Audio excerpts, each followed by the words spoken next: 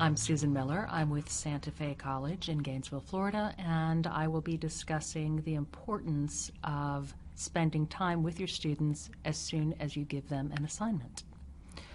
One of the bigger mistakes that we make as novice teachers is assuming that students understand the essay assignments that we give them. We are, after all, communicators by profession, and we tend to believe that when we put forth an essay assignment, especially one with a specter of assessment at the end of it, our students will naturally understand it. And if they don't, they will simply ask us. The problem is the basic timidity of students in a classroom and their unwillingness to appear stupid. Let me begin with a personal example. Even when I first began teaching, I was pretty anal retentive about what went into an assignment. I would provide on an assignment sheet hints for thesis development. I'd suggest methods of development. I'd point to text guidance. I'd offer extended office hours. I would hand out the assignment, highlight the critical elements, and send students off. I'd imagine the brilliant efforts that I would receive in turn. And then I would get a pile of essay drafts that showed moderate effort, but that would be oddly off course. I would spend an enormous amount of time writing diagnostic comments and prescriptive comments, and then I would use class time explaining what the students needed to do to get back on course in their revisions. Note here that none of this extra time spent on what was essentially a comparison between the student's essay and the Platonic ideal for that assignment was pleasant. The comments were never encouraging for me to write, and they only increased student frustration. Academic writing is, of course, a process that begins not when a student sits in front of a keyboard or takes pen to paper, but rather when we tell our students what they have to write.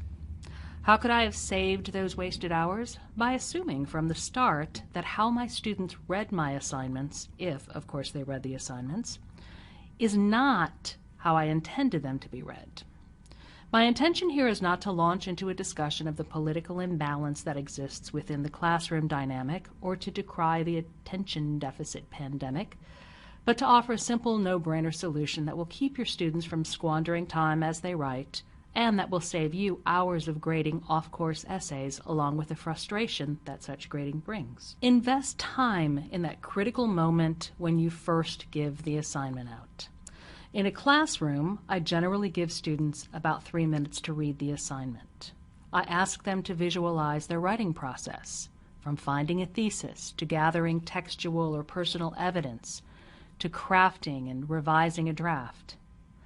And then, in the classroom, I have them submit anonymous and thus embarrassment-free questions. I often have them pull a little scrap of paper off of some other sheet and hand them in very, very casually. I want them to tell me where they anticipate the greatest confusion or frustration. This way, I'm able to get them on track early in the process. And it can also lead to some casual and very, very useful discussion between the students as well.